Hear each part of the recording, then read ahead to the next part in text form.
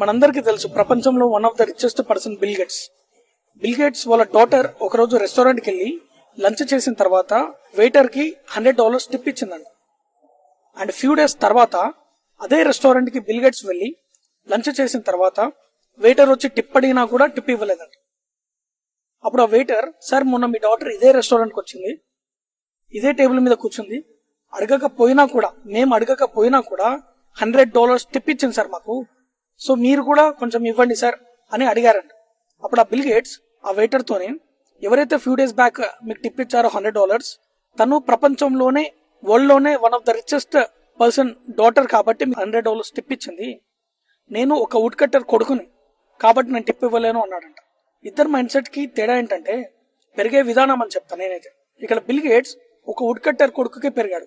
Each and every single rupee value కూడా తనకు తెలుసు కాబట్టి ఇష్టం వచ్చినట్టు మనీని మిస్యూజ్ చేయలేదు.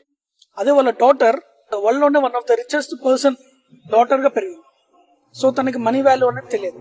సో ఇక్కడ నేను చెప్పే పాయింట్ ఏంటంటే పిల్లలు పెరగడం కాదు, పెరిగే విధానం చాలా ఇంపార్టెంట్. సో వాళ్ళు ఏ విధంగా పెరుగుతున్నారు అనేది ఇంపార్టెంట్. ఒకసారి ఆలోచించుకోండి.